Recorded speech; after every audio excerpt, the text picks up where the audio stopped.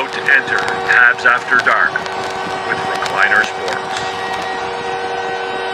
3, 2, 1, 0. What's going on, gang? Welcome back. Welcome to Habs After Dark. We took a game off, but we are back today, guys, and I'm glad to be here. I'm glad to be here with all of you guys, and to be able to talk to you after, especially after another Montreal Canadiens victory, a big one, a Saturday night at the Bell Center, right? Marty St. Louis. Where on earth would you rather be if it was his last day on earth? There's no place he would rather be than at the Bell Center.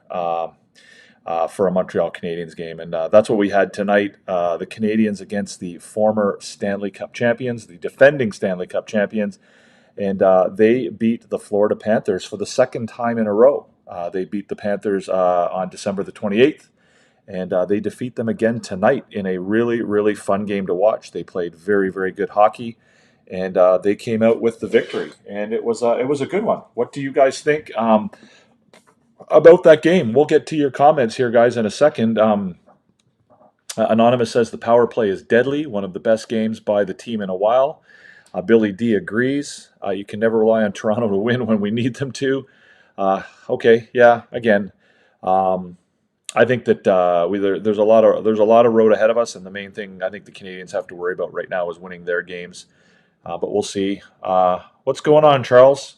I saw you had a bit of a rough night on another channel tonight, and what I'll say to you without using any names is that there's already preconceived notions about a certain player, and I'm going to talk about it in a little bit here, but there's certain people who have preconceived notions about Patrik Laine, and their takes are not rational, and their views on the issue are not rational, and in my view, it's a disingenuous take. When people are talking about Patrik Laine and criticizing him and criticizing his play and his place on the Montreal Canadiens, I believe that is a disingenuous opinion, which is why I think they had to distort the comment that you made during that show. So I will defend you because I did see the comment, I did see what was said, and I believe that the people who are making it their job to criticize Patrik Laine right now are being dishonest about that opinion, and they're so bought into that opinion right now that they can't back away from it. So anyways, we can talk about that a little bit more. But welcome to the show, Charles. It was a great result tonight. Billy, welcome. Claude, merci, bonjour, bienvenue. Gary, well-played game from the first to the last minute. I agree. It was a very solid 60 minutes of hockey. The game was really, really well played by the Montreal Canadiens. It was a great team effort. Again, it was, yes, from top to bottom. It was a very, very strong team effort. I'm also in Nova Scotia, guys, as you know, as Billy D. Same with Billy D. I am actually still not back home yet. I'm not in Cape Breton anymore. However, I am in the other end of the province. Not the other end of the province per se, but I am on the north shore of Nova Scotia right now. If I look out my back door right now, I look directly at Prince Edward Island. So sort of traveling all around the province this week, and today I am on the North Shore near the beautiful town of Tatamagouche. So that's where I am. So welcome. What's up, RDP? Welcome. Howdy. Good to see you. Charles has lived in Scotland for 33 years and still a Habs fan. Love it. Love it. Welcome, Luciano. Lucky, how are you, pal? My aunt is from St. John, New Brunswick. Excellent. Okay. I believe a lot of criticism comes from his issues in the past with former teams, but the past is the past. Well, I agree with that, Luciano, and I think that's what a lot of the criticism is based on. However, the past is the past, and the fact that they're criticizing him for things that are going on here in Montreal, but to me, is disingenuous. And again, I'm happy to talk about it a little bit more, but I want to get through the comments a little bit. What's up, Charles? It's St. John.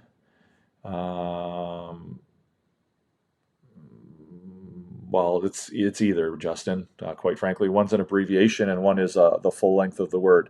Hello, all. Go Habs go and go Rockets go. Yes, Rodney. Did the Rockets end up winning tonight, or the Rocket? Billy and Luciano and Charles. I am from Montreal. However, I've lived half my life in Scotland. Good to hear, Luciano. Caulfield, Laine, Slav, and Monty. Those are your picks for the A team tonight. You're close. You're close, Claude. You're not 100% yet, but you're close. Hey guys, if you're over there on TikTok, welcome. If you have questions, feel free to fire away. It was a very good game, Norb. I agree. If you do want to see the graphics and everything, you can go right here, guys. But otherwise, if you have questions in TikTok, feel free to fire away, and I'll be happy to address them. Let's talk about Laine. Again, there's been a ton of criticism of him of late by numerous sources, largely from the Francophone media. People who are being very disingenuous about their criticism of Patrick Laine. The criticism essentially is that he's lazy, that he is a player who will bring your team down, that he's going to revert to some behavior or conduct that he engaged in previously in his career, and that he is that he's not giving his best for this team. And I just think it's pure bullshit. I think it's completely manufactured, and it's manufactured by people like Gilbert Delorme. It's manufactured by people like Luc Gélina. It's manufactured like the people on 5 à 7 on RDS. It's manufactured by people like Tony Marinaro, who just don't know what they're talking about. They have absolutely no clue, right? So the reason I say all of this, and the reason why I'm quite confident to say all of this, and why I'm quite confident that I'm right, is because what did you expect from Patrick Laine when he came here? Right? What did you expect from him? You knew what he was. You knew that he had mental health issues. You knew that he struggled at times with his confidence. You knew that he struggled at times with just going to the rink on a day-to-day basis, right? And so if you had any expectations on Patrick Laine as far as his ability to put the puck in the net and to play hockey, then you were kidding yourself. You were kidding yourself, right? So the expectation from Patrick Laine, the hope for Patrick Laine, was that he was going to be able to come to the rink on a day-to-day basis and feel happy and healthy and be a hockey player again. And so the fact that he's got, what, 25 points, whatever it is, in 35 games, and people are criticizing him and saying that he doesn't belong on this team, and that he shouldn't be re-signed, and he should be let go, and he should be benched, and he should be put in the press box and whatever. It's just pure hypocrisy. It's people who just don't like the player, right? People who call him soft because he has mental health issues, right? People who say things like that, they're just not good people. That's not a good thing to say.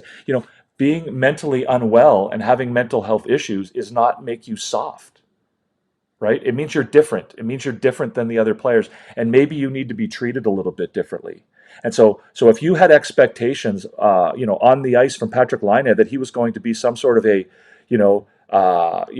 two-way Selke Award type player, then that's your fault. That's not his fault, right? It's not Patrick Laine's fault that he's not a great defensive hockey player.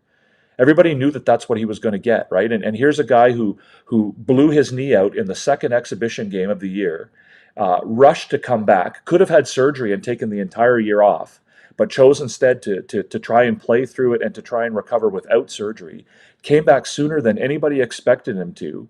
Has demonstrated a good attitude around the team. The players all love him. You saw them today. And the way they responded to him when he scored today. He seems to be liked on the team, and everything seems to be going well. But yet there's this group of people that want to say that, well, no, we don't like him because he doesn't act the way we like to see a hockey player act. No, he's not a traditional hockey guy, right? He's not a guy who's going to go on the ice and play through a broken leg, and he's not a guy who's going to kill himself and play through all that stuff. But guess what? Not everybody's going to be like that. Not every player is like that. It doesn't make him a bad person. It doesn't make him a bad player. It doesn't make him a guy who can't contribute to this team. And the people who are out there trying to bring him down are, I don't know what they are. They're traditionalists. They're people who think that every hockey player needs to be Gordie Howe, and there's no room for guys who are skilled. He's not going to be the best defensive hockey player in the world. It's a fact. But if he's giving you, if he's making your power play, as strong as he's making the Montreal Canadiens power play, and he's giving you what he's giving you on a regular basis, then that's what you want from him as a player. Like if you're expecting him to go out there and bang and crash and be, Josh Anderson and score 40 goals a year, you're crazy. That's your fault for expecting that.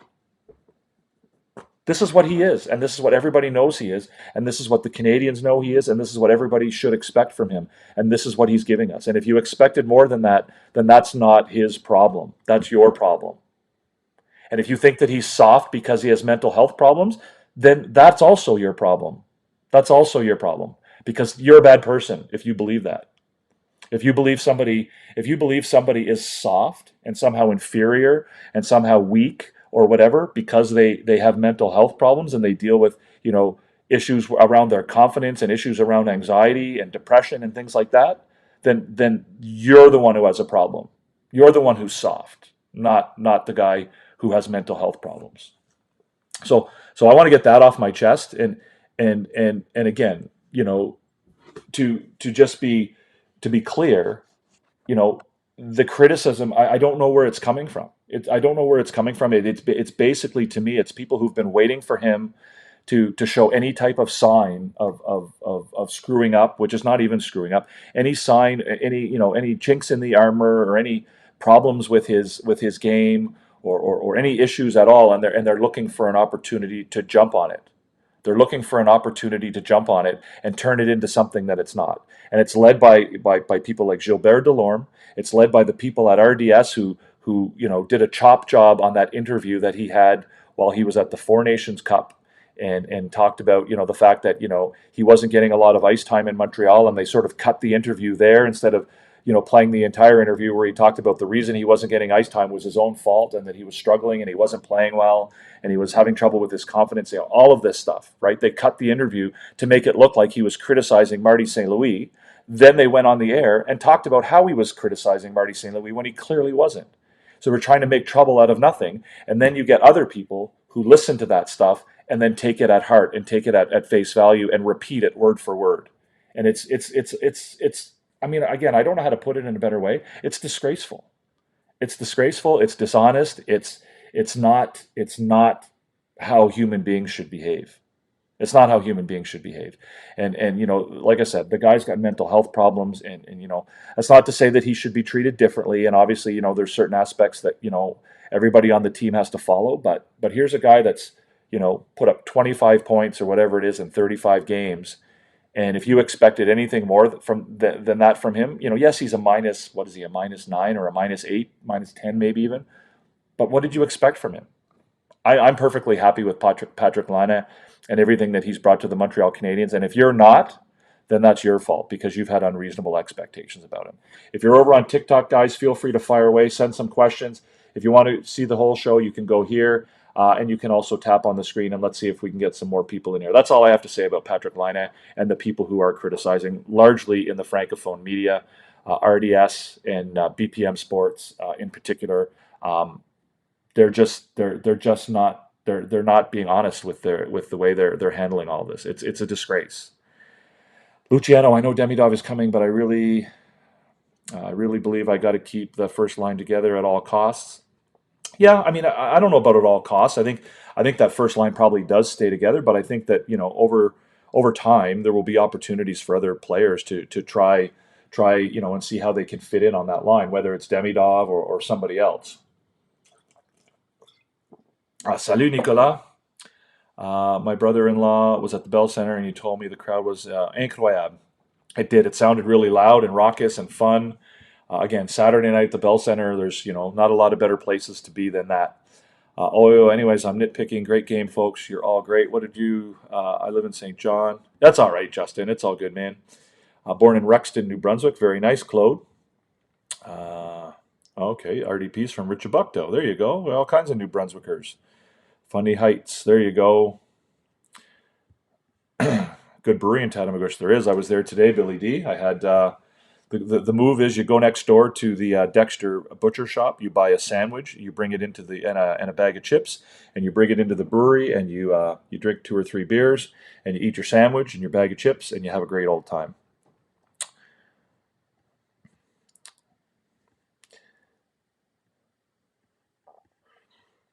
All right. I don't know what that's about, Luciano, but I'll leave it to be between you and Charles. Spent a lot of time there in my youth. I thought Suzuki and Slafamonti played well. I agree. There's a town called Rexton here in Newfoundland. Okay. Rockets 1-3-2. Okay, very nice. Stan the Man, what's up? Another great performance by the Habs. It's amazing how well the Habs play when they are in the mix. Now it's fun to watch the Habs in the month of March. Yes.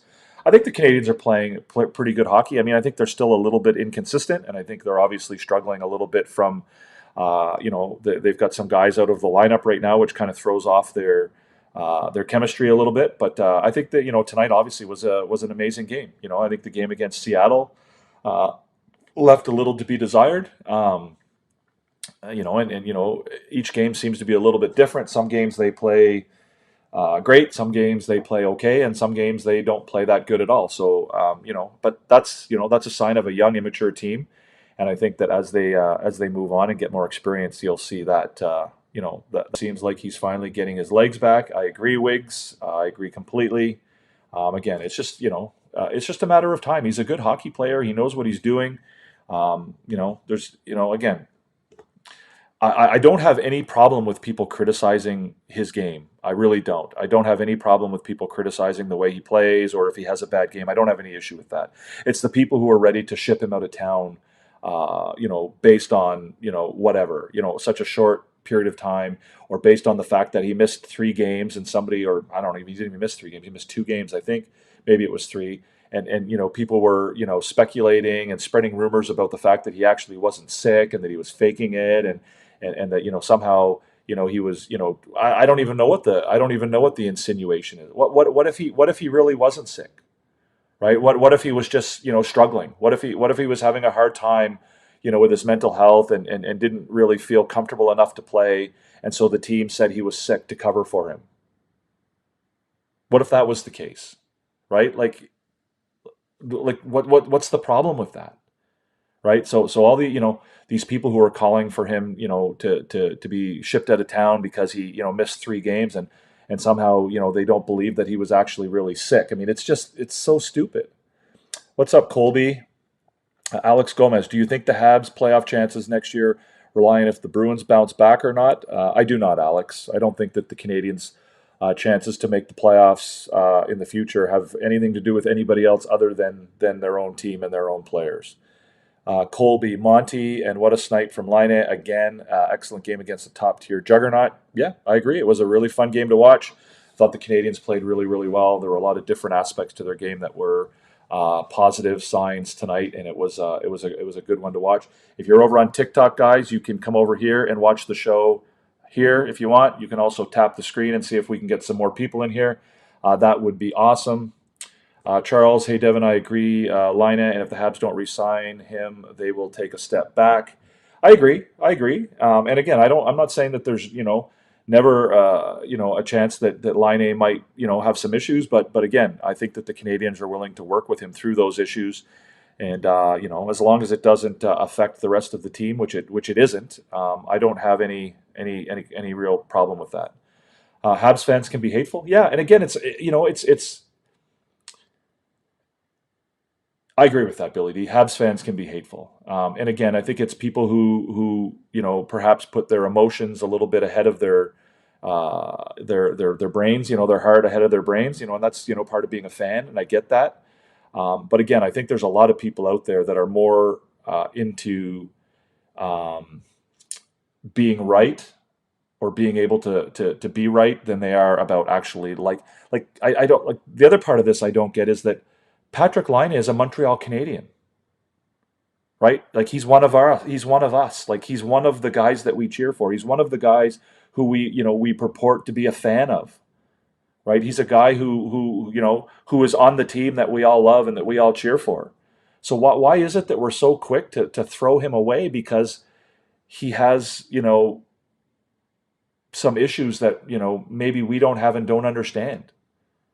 Like I don't get that. Like this is a guy who plays on our favorite team. This is a guy who plays on a team that we make a point to sit down and watch 3 times a week and talk about and read about and go online about and all this stuff. And he's one of those guys.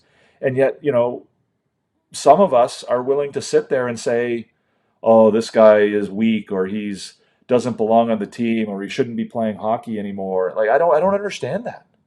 Like why wouldn't we give a guy like that the benefit of the doubt? Like, why wouldn't we give somebody who's part of our team and who has, documented mental health problems? Why are we not willing to give that guy the benefit of the doubt? I don't understand it. I really don't. I think Hudson is actually calling some plays on the power play. Yeah, I wouldn't be surprised by that, Rodney. I think he's probably quarterbacking a little bit back there. I would expect that for sure. We suck as a fan base sometimes. I don't know if I would say we suck per se, but it can. There's a portion of our um, there's a portion of the media that is more interested in digging up controversy, and they've got preconceived notions and biases as far as that they shouldn't have regarding sort of where the player comes from, if I can say that. And there's a lot of people that jump on board with that and take, for example, this whole Line thing came out of this rumor that Luke Gelina at our RDS started that Patrick Line wasn't really hurt, right? That he was, that he really wasn't sick, and that nobody really believes that he's sick, and this, that, and the other thing. And then you've got to take that kind of stuff with a grain of salt. When you read a report that says that Patrick Line isn't really sick, then you've got to read that with a grain of salt. You can't just take it as scripture and then start basing your opinion on it and passing it around as if it's gospel, because it's not. These guys are not in the dressing room. These guys are not in the hotel. Yeah, they get to go in the dressing room after practice for half an hour, or after a game for an hour, and yes, they do get to they can ask the team for interviews with these players, but they're not around them all the time. They don't know what they're talking about. And so it's just, you can't, when you hear something that sounds weird, i.e., one of the players is pretending to be sick when he's really not, like you've got to sort of be smart enough to know that that's probably not true, and dig a little bit deeper, right? If that were true, then every reporter, if there were, if there were concrete evidence of that, and that there was, it clearly was going on, then every reporter would be reporting it. It would be every reporter. It wouldn't just be one or two. It wouldn't be, the one guy from RDS who just happens to have figured it out. Like, come on. Anyways, I got to remember, fans in this fan base demanded Carey Price be traded. Yes, it's not a great fan base at times. I agree, Tyler. April 23rd, KHL season's over. Get Demi to. He won't be over, Tyler. He won't be over to end this season. I don't believe that. I don't believe his contract actually ends as of the last game of the season. I think there's other components to it, and I don't believe that. Again, I'm not 100% sure of it, and I could be wrong. Thank you for the likes over there, guys. I think that's Drew tapping the screen. I appreciate it. Keep it coming. They got to stop chanting "Ole, ole, ole." It's bad luck most of the time. Yeah, I don't think that's going away, Rodney. I think that's probably going to end up staying. Claude Richard's in Ottawa. It's amazing that the Habs play well against the top tier teams, but some reason have a hard time against the mid and lower teams. Well, they're inconsistent, Stan. They're a young team, and there's a lot of inconsistencies in their game. And I don't think it's necessarily a good team, bad team situation. It's just some games they show up and play their best, and other games they don't. And and I think there's also been some issues with they've rarely been able to play with their full lineup this year, right? So every time a guy comes out of the lineup, it kind of throws off their momentum and their chemistry a little bit, and I think that's kind of what you're seeing, and the inconsistency you're seeing from them right now. Listen, guys, if you are new here and you're not yet subscribed, I would certainly ask that you tap down here. There's a subscribe button down here below the screen. We're trying to grow our community here. I see there's 20 people in the room at the moment. I'm sure that not all of you are subscribed just yet. So if you do want to subscribe, if you enjoy the content and you want to be part of our community here, we're trying to build a place where you can come and talk about the game, talk about the Canadiens. We do Habs After Dark, and we do Habs Therapy Day. If you would subscribe, we would really appreciate it. You can also hit the thumbs up button if you like. We've got 11 so far, and that would be awesome as well. And you can hit the notification bell. Same applies if you're watching the game or watching the show on a replay afterwards. We would appreciate that, and that would be awesome as well. So, Charles, how do I become a channel member? Given time change, I won't always be on live. Unfortunately, Charles, that's part of the reason why I'm trying to push the subscriptions, is that we can't do that until we get to 500 subscribers. YouTube won't allow me to to create the ability for people to join and become members of the channel, like you can on some of the other channels. For instance, the way you can do that with Coach Frenchie's channel, but I can't do it until I get to 500 subscribers. So that's kind of why one of the reasons why I'm pushing that is so that we can get to the point where we can actually have channel members. I do appreciate you, Charles, and I do know that you try your best to join in when you can. And I also know that you do watch on replay, and that's awesome.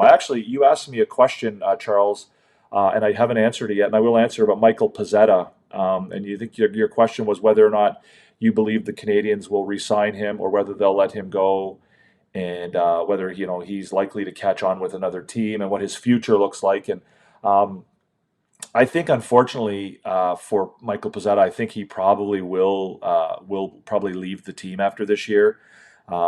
I don't see him having a huge future with the Canadiens. Would it be possible that he could clear waivers and end up in Laval? Perhaps. I think that's possible.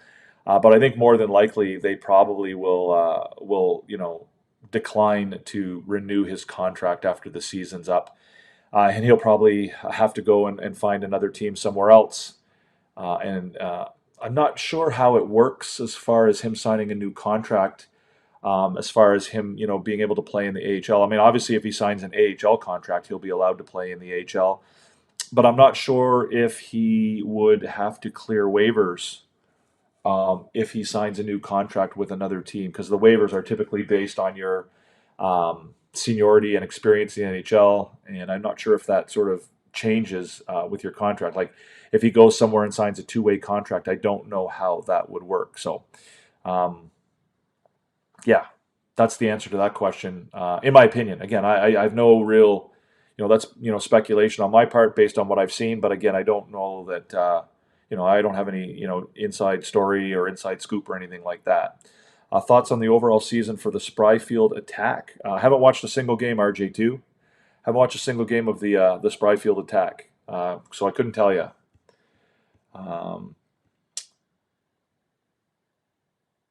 Do I think Laine wants similar money to what he's making currently? Will he be resigned? I don't know. I don't know what he's looking for, Jason. I really don't. I would expect that if he carries on at this pace and finishes the season with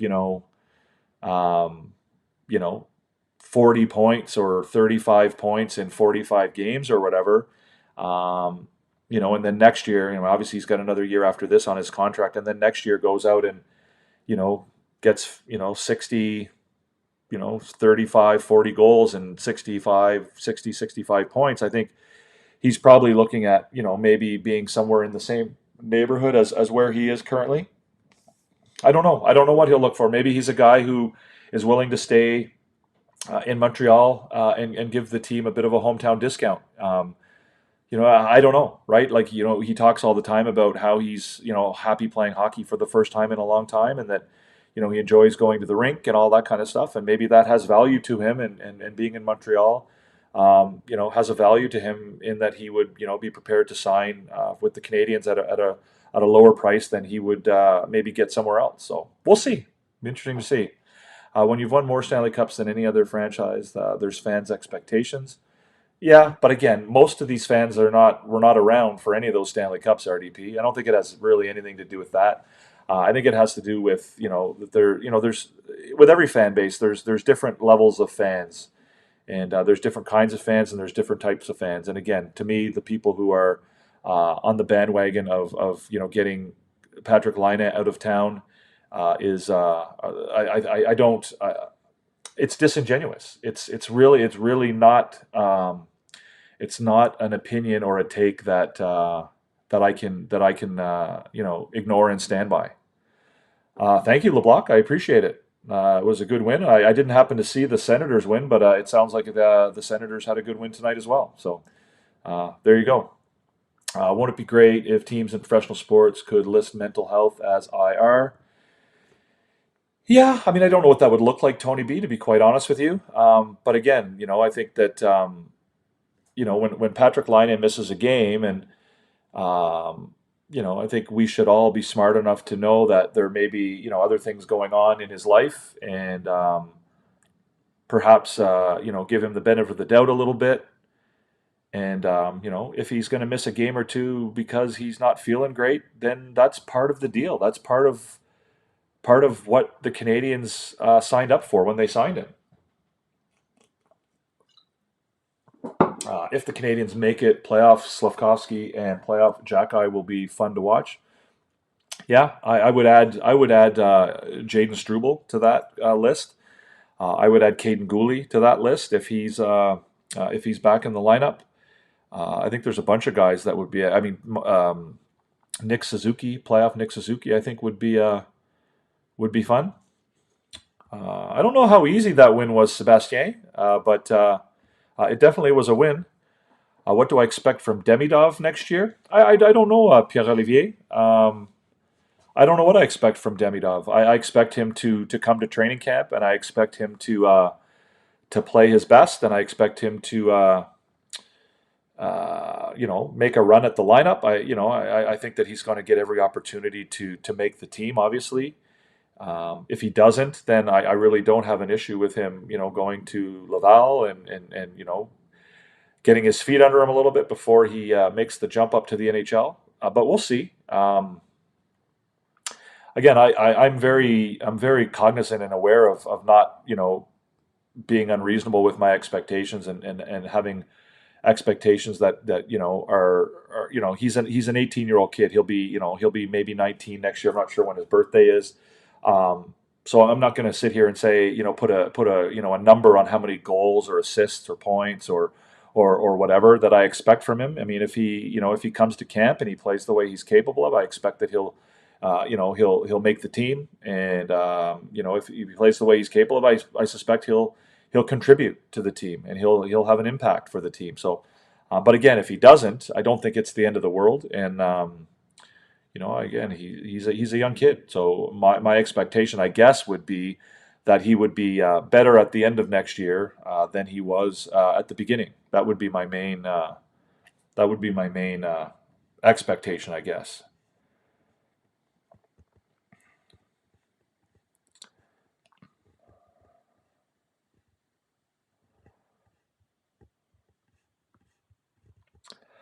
Ottawa completed the season sweep over Toronto. Yes, they did. They did indeed. Again, I didn't happen to see any of the game. I understand the score was 4-2, but I didn't see it at all. Should be interesting because those two teams might end up facing each other in the playoffs. A team: Suzuki, Caulfield, Dvorak, and Monty. No.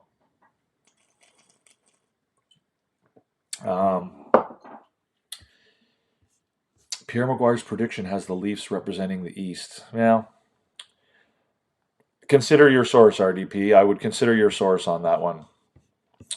All right, guys, let's get to the scoreboard here real quick. Let's have a quick look at the scoreboard. Of course, we had a 3-1 victory by the Canadiens. Canadians jump out to a lead. Again, I'm not going to go into any great detail here about the refereeing, but I don't think there's any way to really talk about the early part of this game without talking about the referees. So the Canadians get a goal at the right around the 5-minute mark of the first period. It's a power play goal from Patrick Laine. Again, not a slap shot, not a one-timer this time, but a wrist shot that beats Bobrovsky. But again, Laine demonstrating that he has as strong a shot as anybody in the NHL, and it's pretty spectacular. He kind of fanned a little bit at first before he took the shot, and then he recovered the puck, and then he was able to beat Bobrovsky. The assists on that one go to Hudson and Caulfield. The Canadians then had another power play and appeared to have scored another goal by Alex Newhook. And on a nice play from Nick Suzuki. That goal was called back for goalie interference. I'm not sure what I think about the call. Brendan Gallagher was in front of the net. He was in the blue paint. He did make contact with Bobrovsky's stick. Bobrovsky certainly made no effort to hold on to his stick. He certainly sold the play really, really, really well. It's hard to tell whether Gallagher skated into his stick or whether Bobrovsky put his stick out into where Gallagher was. I mean, at the end of the day, either way, I think it's an extremely weak saw. I mean, there's no way that Gallagher impacted his ability to make the save or to stop the puck that went in the net. I mean, if that's the standard, then I'm confident in saying that there's no way Gallagher impacted his ability to make that save. But if you're in the blue paint in the NHL, you're kind of asking for trouble, and it is what it is. The bigger problem I had with that was, that was a back-to-back penalties called against the Florida Panthers early in the game. The Canadiens were carrying the play. They had the puck. They were dominating the game. And the referees decided that there was no way they were going to call a third penalty in a row against the Florida Panthers. There's no way they were going to call 3 consecutive penalties against the defending Stanley Cup champion, against the Montreal Canadiens. It just wasn't going to happen.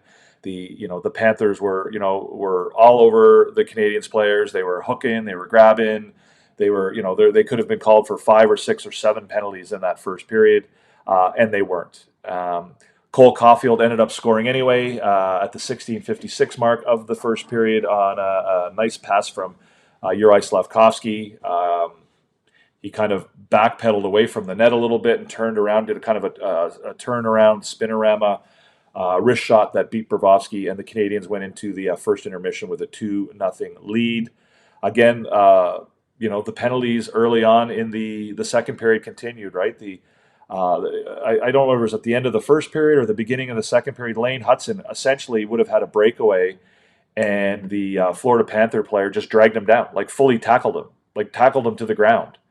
And Lane Hutson, had a clear path to the Florida zone, and he's dragged down, and there was no call. There's never been a clear penalty in the history of the NHL, literally. There's never been a more clear call than that one.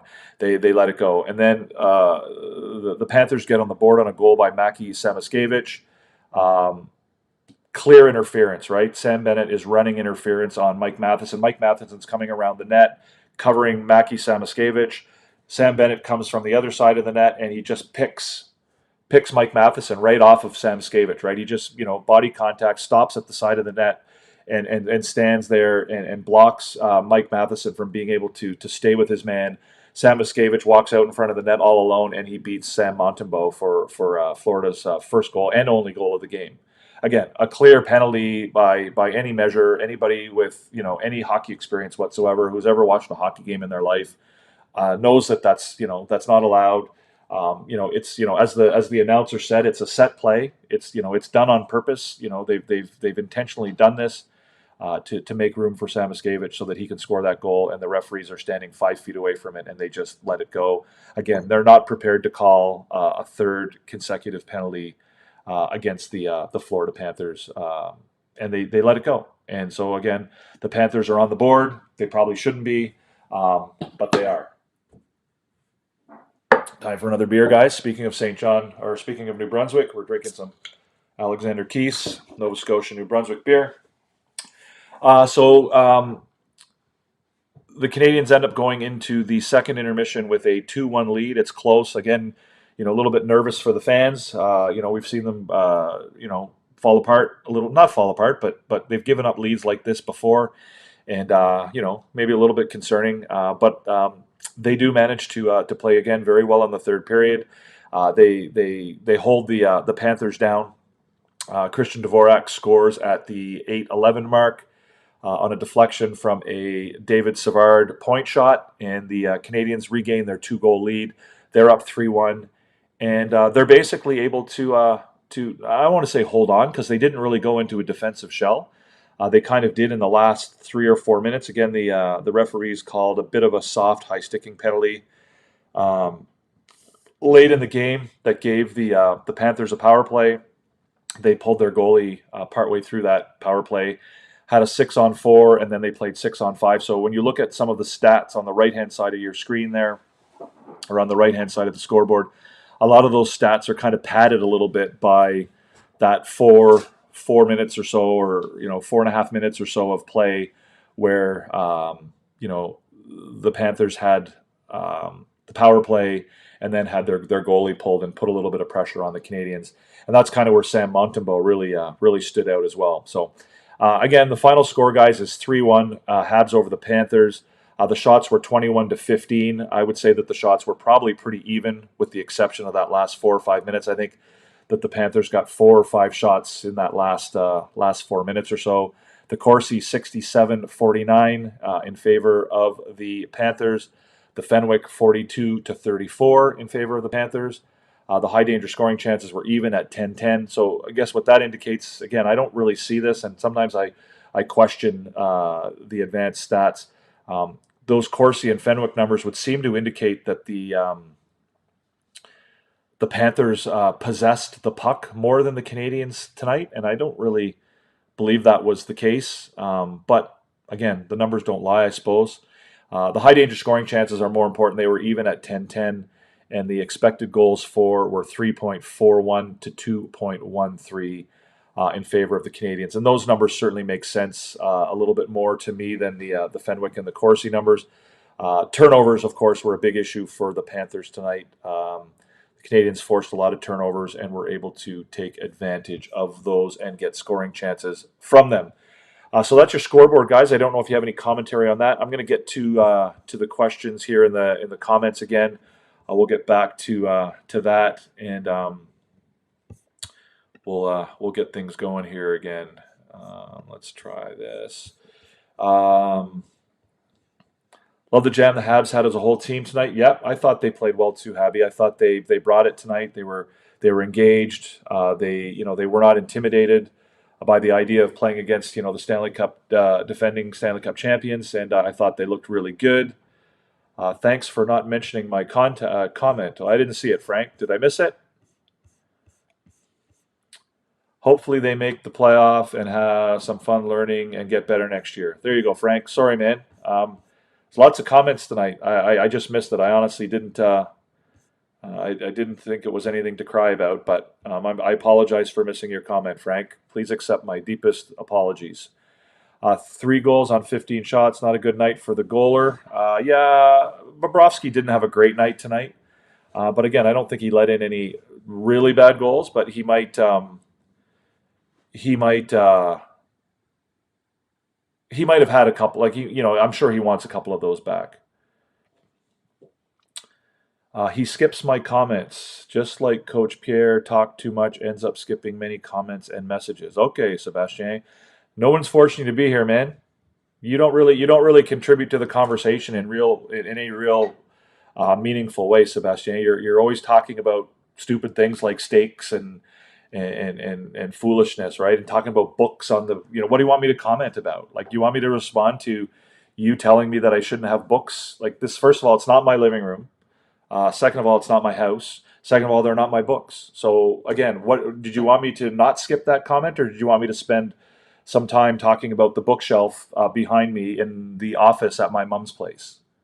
Is that again? I didn't think that was something that really warranted any great lengthy discussion, Sebastien. So that's why I skip your comments. If you pose an intelligent comment that contributes to the conversation in any way, Sebastien, I'm happy to respond to it. But if you're just being stupid, then I tend to skip over it. What's up, Entertap? No problem, man. Oh, you just got home from a function. How was that? I hope you enjoyed it. I hope that you enjoyed it. We're going to send out search and rescue.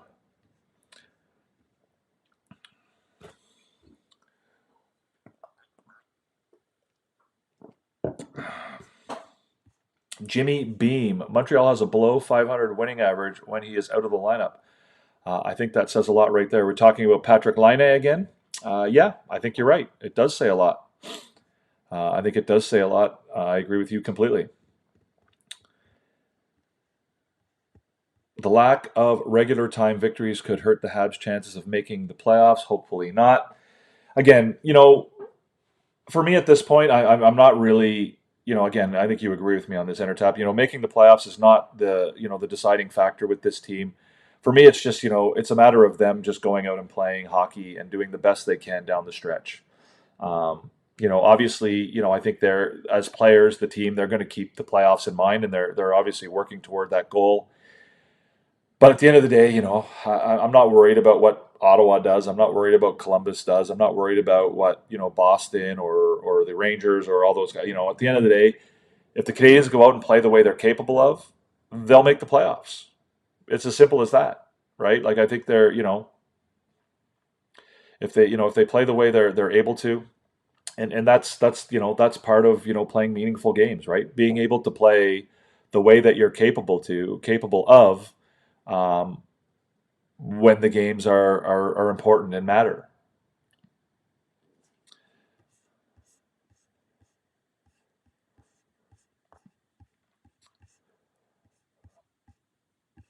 Oh my God, Sebastian, what's wrong with you, man? Listen, guys, leave it alone, man. I just don't. I don't understand like why. Like I don't understand the purpose of you being here, Sebastian. I don't understand why you're doing it. But anyways, the Habs did look like a playoff team tonight. I thought they played well. Yeah, but again, it's not with this team. It's not about what they're capable of doing. It's not what they're capable of looking like. It's whether or not they can do that on a night in and night out basis. Whether they can continue to do it, right? Like we all know what they can do. We've seen them, and they're not playing their best hockey right now. Like they played their best hockey in that 3 week period after the Christmas break. That's when they played their best hockey, right? That's the game that they want to be playing when that's them at their peak. That's them playing as good as they're capable of.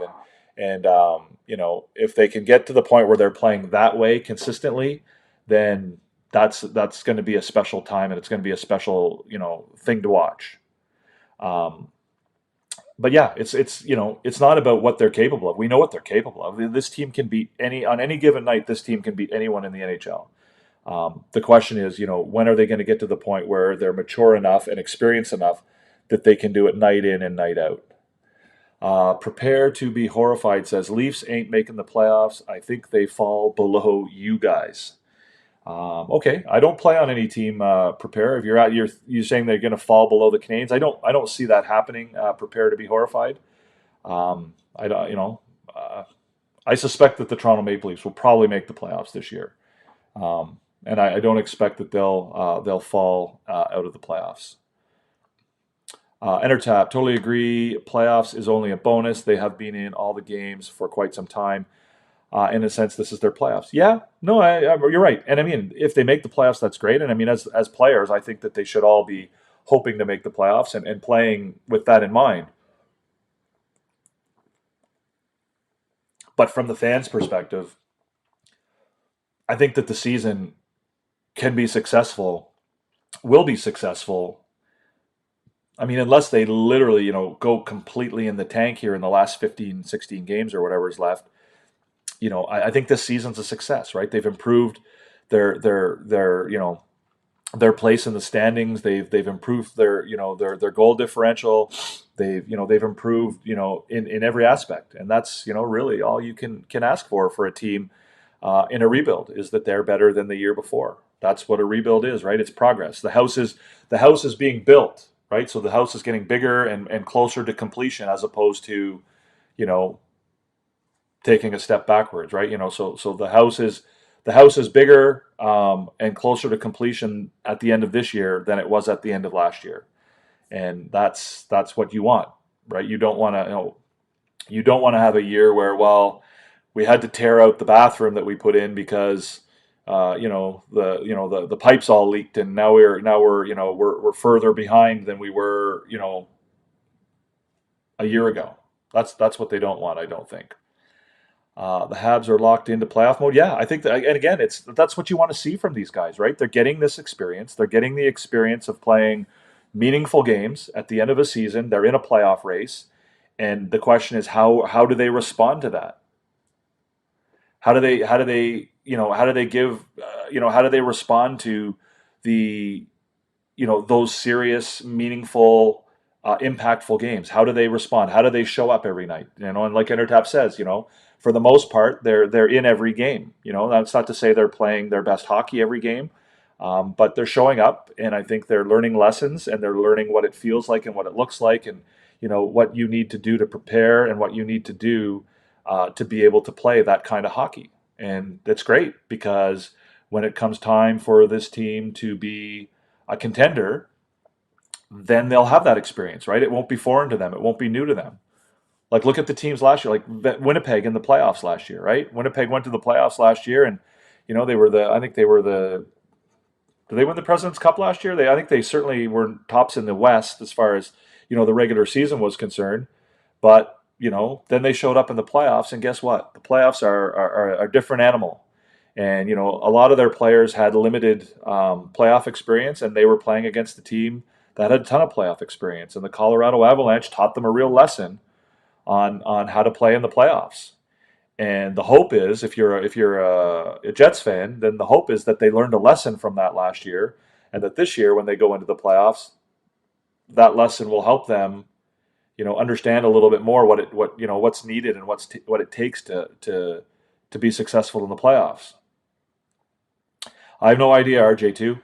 I don't know anything about that league. I know if you're trying to be silly or what, but I don't know about the junior hockey, the junior A hockey, or the tier 2 junior hockey in Halifax. I know a tiny little bit about it, but not very much. So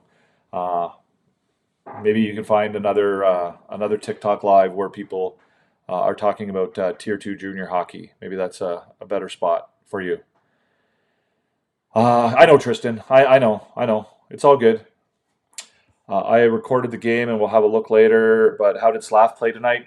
He was pretty good. Yeah, I don't think it was his best game. Like again, as far as I think he's played really, really well since the. I don't think he's played a bad game since the break. I don't think it was. So if he's played 9 or 10 games, I think since the break, I would say that this would be somewhere in the middle of those games. If that's understandable. If Gouli is able to join in this playoff chase at some point, do you see the Habs going with 7D, or will they sit Struble? I was asking myself that same question during the game today, Entertap. I honestly don't see how they take Struble out of the lineup. I honestly don't. He and Hudson have been probably the best defensive pair for the last 3 or 4 games.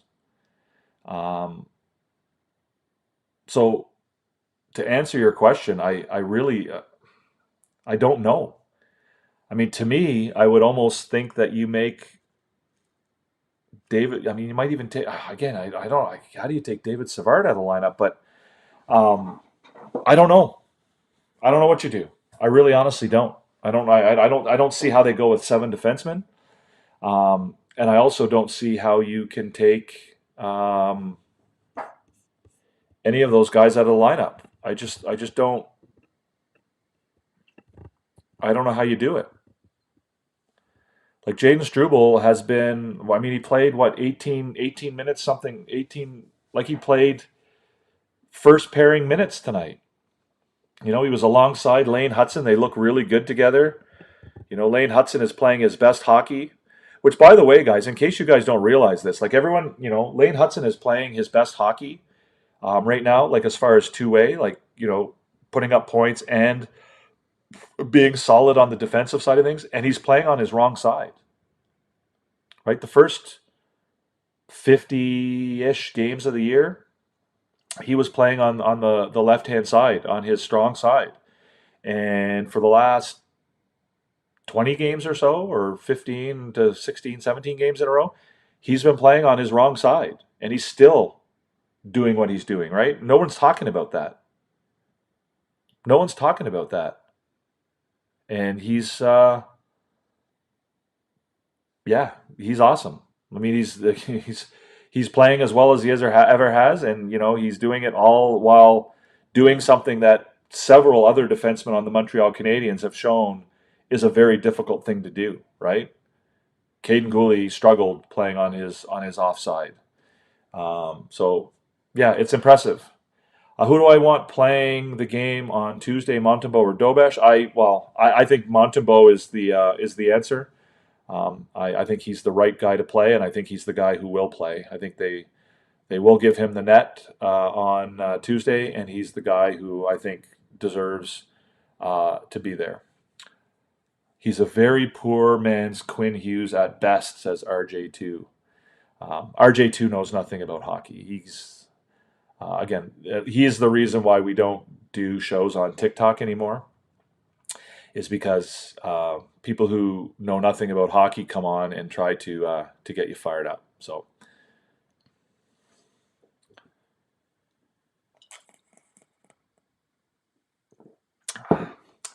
anybody have any guesses on the A team for tonight, guys? Maybe we'll do the A team here. You guys ready to do the A team? We've had a couple guesses on the A team. I don't think anybody's got all four right so far. But there it is, guys. We have Samuel Montembeault, we have Lane Hudson, we have Patrick Laine, and we have Christian Dvorak. Those are your four members of tonight's A team. Those are the four players that stood out tonight for the Montreal Canadiens. Samuel Montembeault, again, not the heaviest game as far as workload was concerned tonight for Montembeault. He ended up with 21 shots on goal, and about 5 or 6 of them were in the last 5 minutes of the game. And that, to me, is where he really stood out. I've said to you guys many, many times that, to me, what you want in a goaltender is somebody who makes the right save at the right time. Somebody who makes the save that needs to be made when it needs to be made, right? And to me, gaudy numbers are great. If you have a 925 or a 930 save percentage, that's awesome. And obviously that's something that you would want on any team. But at the end of the day, what you really want is a guy who stands up when it's most important and makes the big saves when they count. And that's what Samuel Montembeault was tonight, right? He kept the Canadiens in the game when they had to, and then when the game was on the line at the very end, when the Panthers were putting their pressure on, they had their goalie pulled, they got that late power play. That's when he played his best hockey, and that's something that Samuel Montembeault has done all year, right? He's managed to play well when it counts.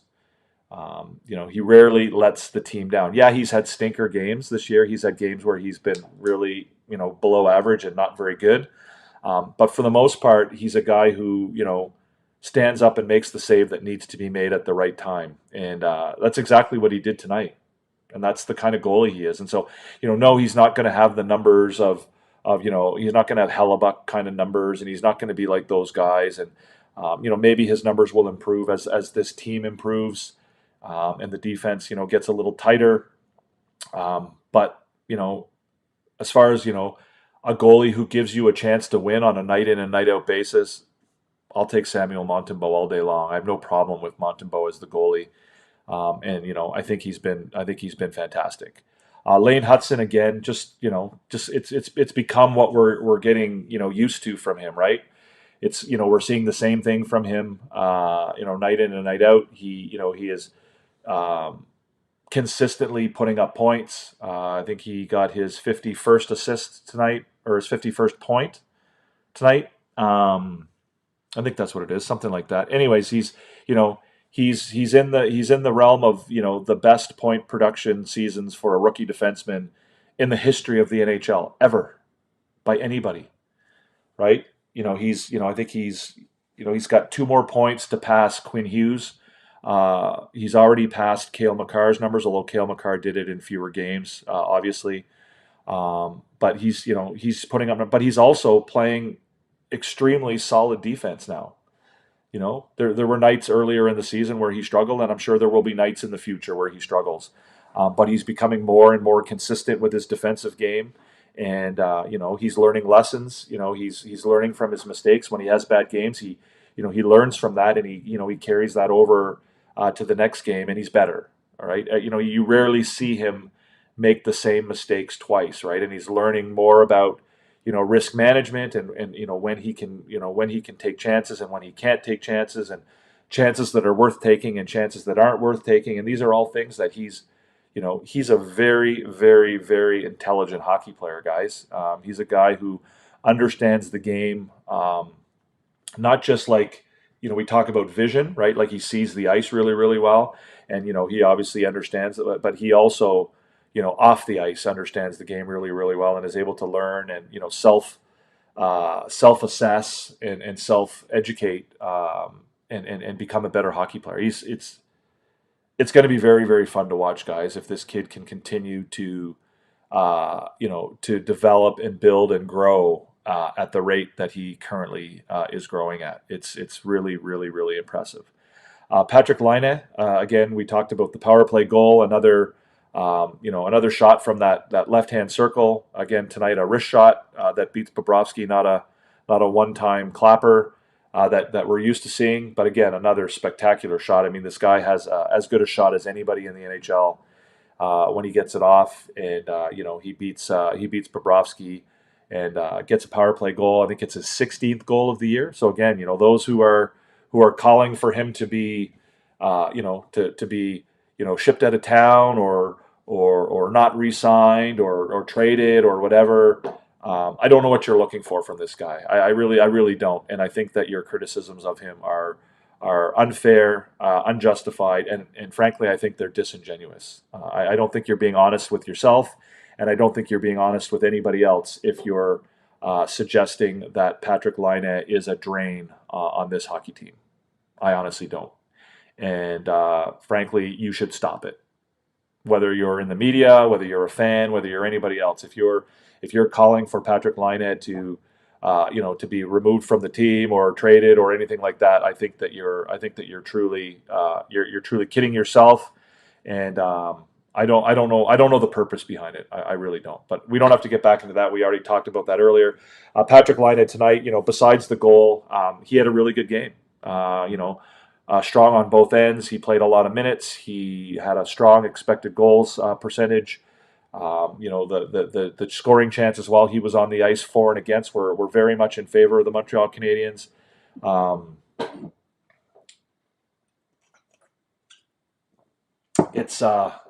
thought it's not just about the goal tonight. Like he was solid tonight, and hopefully he can continue to carry that. Southern Canuck says, imagine Laine with a competent centerman. Yeah, I think that the centermen he's had have been competent.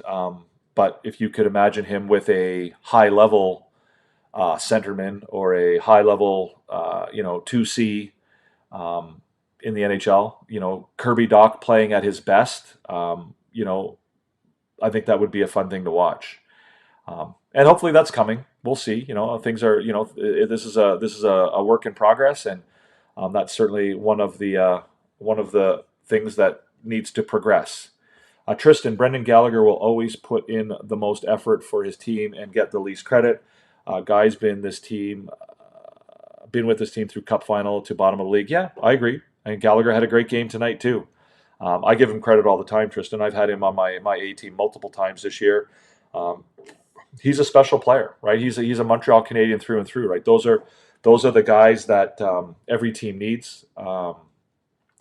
Guys who will put their body on the line, guys who will play hard on every shift, guys who will do, will play whatever role you put them out on the ice to play. He'll do it. If you told Brendan Gallagher he's got to go out and put the goalie pads on for a period, he would do it, and he wouldn't question it, and he would do it with a smile on his face, and he'd go out there and get the shit beat out of him, and he'd skate off the ice and go into the cold tub and take care of his wound. But that's Brendan Gallagher, and that's what you're going to get from him.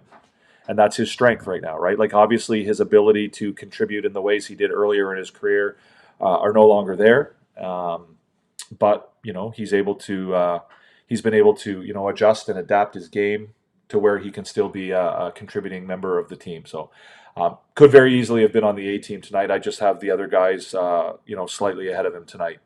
So it wasn't an intention to exclude him or to not give him credit. But again, you can only pick four, and these are the four that I picked.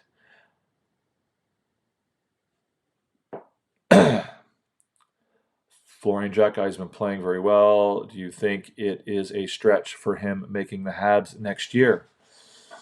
Are you asking me or are you asking Entertap, Charles? I can happily answer that if you want, but Entertap says, personally, I think he'll be in Laval one more year before coming up, but I would not be surprised if he makes it difficult for management to send him down. I agree with that, Entertap. I would say that I don't think it's a stretch for him to make the Habs next year. I think it's a stretch to say that he will make the Habs next year. Like, I don't think, you can draw that conclusion. Um, I think he will make it difficult, like Intertap says. I think he's going to be a lot like his brother, right? Who's always made it difficult for people to cut him from teams, right? Like, Arbor Jackeye. I don't think Arbor Jackeye showed up for one training camp in his entire career until maybe this year, where it was a foregone conclusion that he was going to make the team. And I think that his brother is going to be in a similar boat going forward. So if you told me that Florian Jackeye was going to be on the Montreal Canadiens next year, I wouldn't be surprised. But I also wouldn't, I wouldn't bet my house on it either. So we'll see. I think Florian Jackeye should replace Roy for the Ottawa game on Tuesday. Yeah, I don't know if I'd go that far, Rodney. I mean, I don't know. I thought Roy played a decent game tonight. He didn't stand out bad or good. I think that they're really trying to do as little as possible to disturb what's going on in Laval. I think they're trying to do as little to mess with that lineup as they possibly can. But we'll see. We'll see. I think that Jackeye obviously is playing really well right now. If you want to talk about, has he, he's earned probably a chance to play a game or two in the NHL, but he's still pretty raw. And I think he's going to benefit significantly from sort of the routine and the consistency of being in Laval and living that life. Amazed at Line. Everyone knows where the PP shot is coming from, but still ends up in the net. It is wild, Billy D. It is a wild thing to watch. Why didn't he show up? Why didn't he show up? I'm not sure. I don't know who you mean. Why didn't he show up, Tristan? I'm not sure what you mean by that. Admire where he and Arbor came from and their intensity and dedication to working hard. What really, Charles and Entertap, what really, really, really excites me about Arbor and Florian Jackeye is they're late bloomers. Those are guys who, those aren't guys who, got their first pair of skates when they were 3 years old and, were skating on ponds out behind their house, from the age of 3 and, grew up with a hockey stick in their hand. And, these are guys who took on hockey later in life. And so their growth that we're seeing, from, junior hockey through their first couple years of pro hockey has been so amazing and spectacular and so steep. Like the learning curve has been so steep. They've gone from, they just seem to improve at such a high rate at a high level, and they're like sponges. They just get so much better so quickly. And, if that rate of improvement continues, if Arbor Jackeye continues to improve at the rate that he has, since he was 18 years old, and, same for Florian, then these are two guys who are going to be longtime NHLers and big-time contributors to whatever lineup they're in. They're going to be big-time contributors, right? And, neither of them are showing any real sign of leveling off or plateauing. So we'll see. You said Jackeye never showed up to a training camp. I said he never showed up to a training camp guaranteed to make the team, Tristan. So what I mean by that is that he's always been the underdog, right? He's always been a guy who makes teams against all of the odds. So again, he's not a guy who, at the beginning of any training camp he's ever been to, everyone's like, oh yeah, he's guy, we can pencil him into the lineup already. He's always a guy who's, come from behind and made the team despite the fact that nobody expected him to. What do I think about Kapanen? I have seen him play many times in Finland and at the IHF. However, not in the SHL. In my opinion, he can be a 3C for the Habs. Yeah, Kapanen's had a great year since getting sent back to Sweden. He obviously had a wonderful training camp, and the fact that he was able to make the team when nobody expected him to this year was a surprise, but it also was a demonstration of how well he played. And I think I mean, he can be a 3C of the hat. Yeah, I don't think they're. I mean, again, Oliver Kapanen's a guy who can do a lot of stuff, right? We'll see. We'll see where he goes. He's still young. He's still got a lot of developing to do, and yeah, he could be a 3C in the future. He could be maybe more than that. Who knows? Who knows? All right, Charles. It was great to see you. It was great to talk to you. Have a great night, and we'll see you next time. I hope I answered your Michael Pizzetta question sufficiently, and yeah, we'll look forward to seeing you next time. So here, guys, just get to back to the A team. Our fourth member is Christian Dvorak. Again, scored a goal tonight. Again, that's not the only reason I put him on the A team. I think that Dvorak is a guy who had a good game tonight. I think that whole line played well, right? Dvorak, Gallagher, and Anderson. I had Anderson on the A team at one point, and then I took him off and replaced him with Dvorak. I think either guy, Gallagher as well. Like that whole line played well tonight. I liked the way Dvorak responded after he took that penalty late in the game, which I thought was a bit of a tough penalty to call, but he came back out and helped finish killing that 6-on-5 with Florida having their goalie pulled. He won a couple of really big face-offs late in the game, right? Which I think was important, and that's really one of the big roles that he plays on this team. And I think he did his job really well tonight. All right, Charles. Salut, bonsoir. But yeah, I thought Dvorak had a really good game. I mean, Dvorak is playing, some of his best hockey in a Habs uniform of late. Yep. Sean Farrell is playing really well. Yeah. Yeah, there's a bunch of guys in Laval. I think Farrell had another goal tonight. Did he not, Rodney? I believe he did. I saw Mayu had an assist. But I haven't looked at the scoreboard tonight. Unfortunately, I'm on the road, guys. I'm not at home, so I don't have access to multiple computers where I can just go in and check stuff and chat with you guys about it. Otherwise, I would, because I would go in also and look at some of the NCAA results tonight. Bonsoir, Claude. Thank you. Good night. Thanks for coming by. Appreciate it. Yeah, I know that Boston College played tonight as well. Emmett Croteau, I know, got another win for the Dartmouth Big Green. They're in the playoffs. I believe they might have advanced with tonight's victory. I don't know about that, but he's got a few wins. He started all of their playoff games so far, so he's another Canadiens prospect. Sam Harris was playing for the Denver Pioneers tonight, so I'd be interested in checking that out. Michael Hage, of course, his season is done in Michigan. The Wolverines were knocked out of the playoffs by Penn State, I believe, and so his season is done. I don't expect to see him in Montreal, if that's what you're thinking. I don't think that he's ready to come out yet and sign a pro contract. So I can, Purple Man. Yes, Carolina won 7 straight, Ottawa 6. Okay.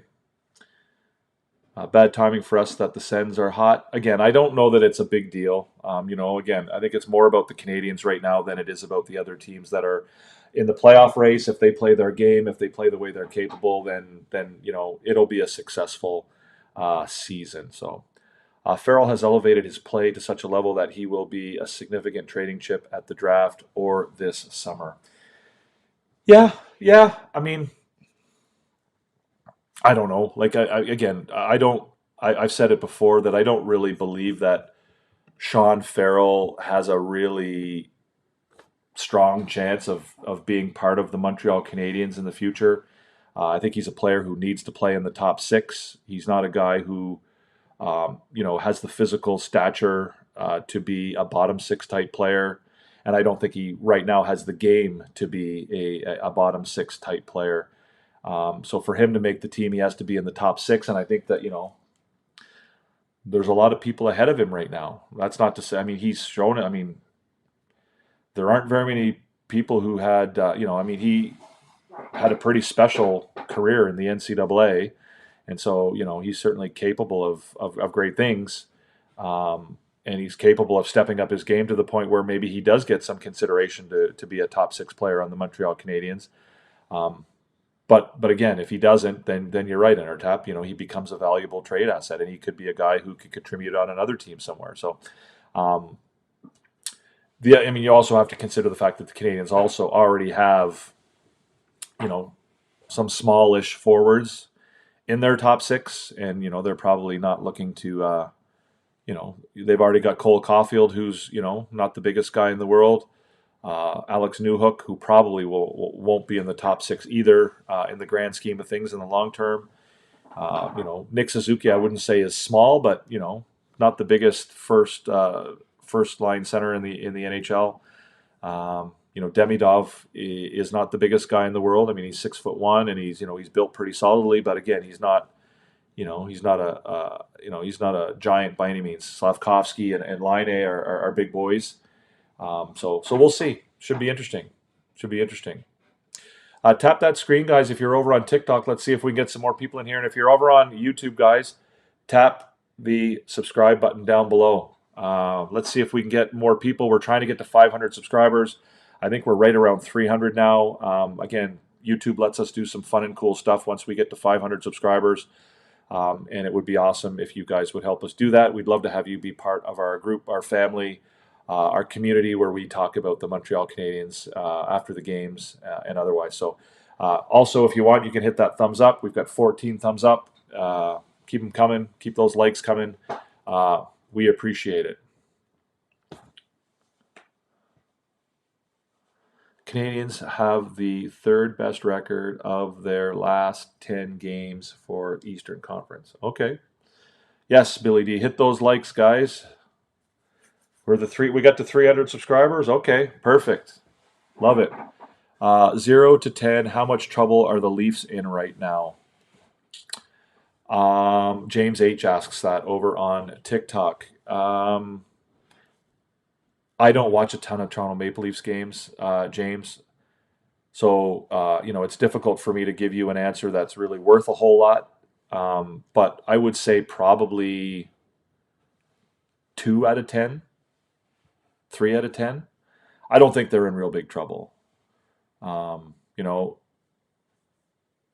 they lost to Ottawa tonight. I didn't watch the game. I don't know whether they played well. They played badly.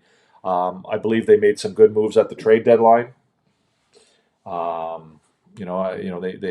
traded for some good defensemen, and they shored up that aspect of their game a little bit. I think their goaltending has been as good this year as it's been in heading into the playoffs in any other year. And so again, I don't watch them enough. I don't watch them on a night in and night out basis to say anything with any great degree of certainty. But I don't see them being in like trouble to not make the playoffs. Trouble to what? I don't know. I see the Toronto Maple Leafs roster being at a level probably greater than what we've seen from them going into the playoffs in the past. Does that mean I think they're going to win the Stanley Cup? No. I still think you have trouble winning the Stanley Cup when you have 4 guys making nearly half of your entire salary cap, right? You've got, Matthews, Marner, Nylander, and Tavares, each making whatever millions of dollars they're making.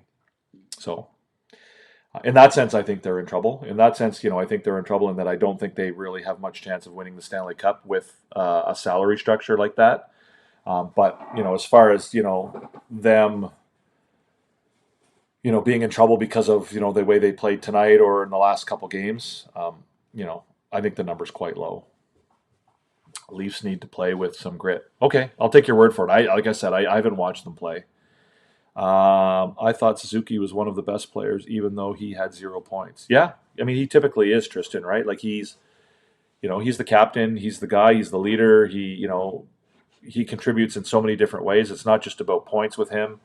He obviously would have had a point on that goal that was called back. He would have had an assist there. But he's a guy who steps up when it matters. He's a guy who leads the other guys into the battle. He's always going to be solid defensively, even if he's not putting up points. He's giving you, different things and different aspects of the game, and that's what you want from a captain, right? That's what you want from somebody in that role. Give us some thumbs up, guys. If you haven't hit the thumbs up yet, do so. Hit the likes. Let's get there. We got 15 people watching, and we've only got 15 likes so far. So I think that some of you who are here watching at the moment have not yet hit that thumbs up button. The thumbs up button is right down. It's actually like right over there somewhere. But yeah, hit that like button, hit the subscribe button, all that good stuff. Like, subscribe, comment, notification bell, all those things. If you're watching in a replay, same thing, guys.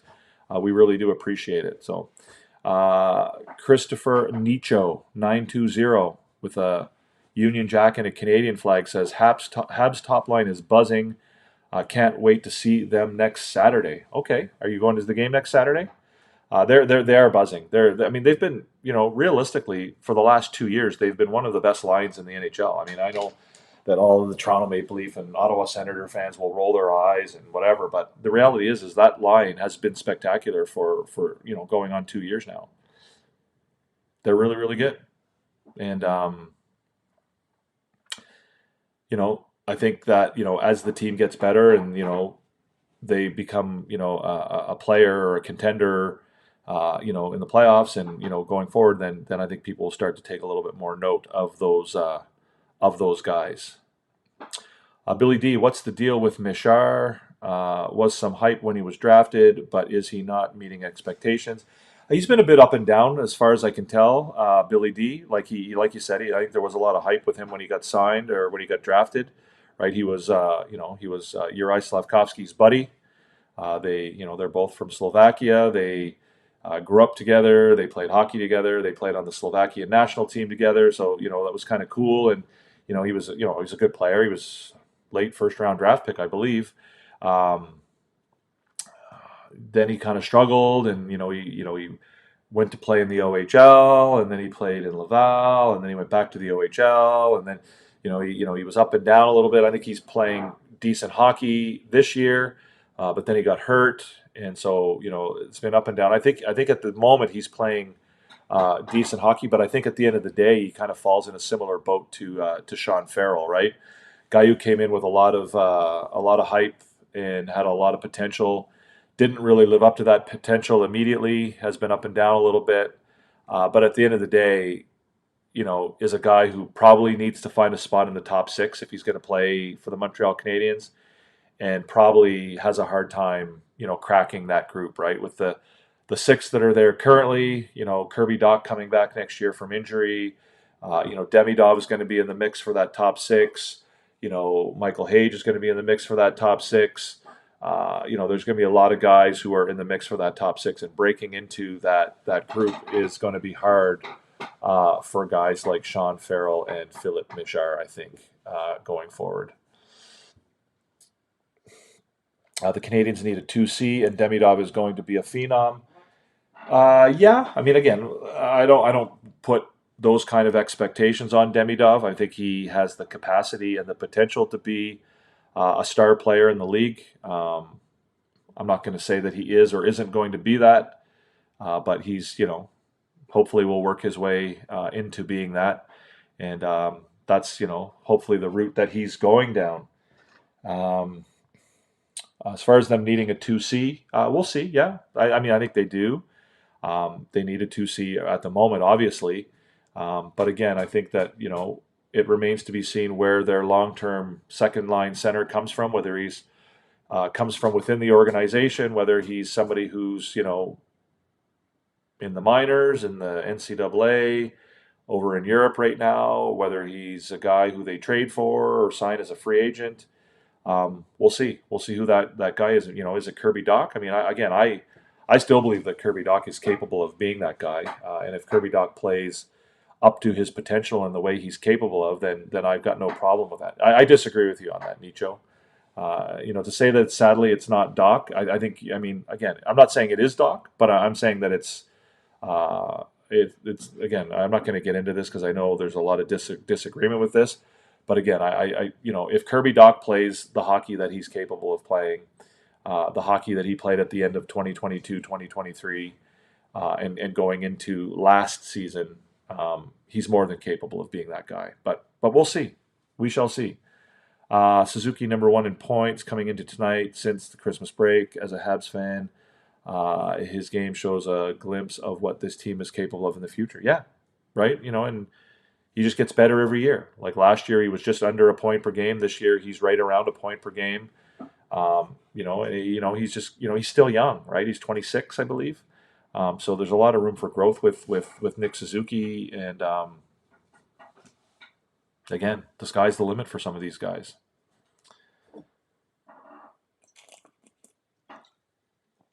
Again, I don't believe it's time to quit on Kirby Dach, Christopher. I don't think his runway has run out yet. I still think there's room for him to do some things for this team. So we're running out of gas here, guys. A little bit, I see. We're down to just 12 people in the show watching. We've got 3 people over on TikTok. Drew is hitting that like button. Getting us lots of likes. I appreciate that, Drew. Seeing if we can get some more people in here. Over on YouTube, we only have 12 people watching at the moment. We have 15 thumbs up. I appreciate all of that, guys. But maybe this is a good time to end the show. We've been going for... How long have we been going for here? We've been going for almost an hour and a half. It's Saturday night. It's 12:30 here in Nova Scotia. So maybe that's a good spot for us to end the show. I do appreciate all of you guys, of course, for coming by. I apologize for not being able to go live after the Seattle game. I just wasn't able to do 3 a.m. 2 nights in a row. But it's glad to be back. It's awesome to be back. It's good to see all you guys again. It was great to have the conversation. I thought it was a pretty busy show tonight. We had 15 thumbs up already. We were taking some questions over on TikTok. We got some pretty good questions over there as well, so that was awesome too. Billy D, Tristan, RDP, Sebastien, Entertap, Luciano, Purple Man, Claude Richard, Rodney Redcliffe, Billy D, Charles, Tristan Filion, I think I already said you. Who else we got here? We got a bunch of people, guys. It was a great night tonight. We had over almost 200 comments tonight. Tony B, Mateo, Frank Lorca, Jimmy Beam. So yeah, it's a good crew, guys.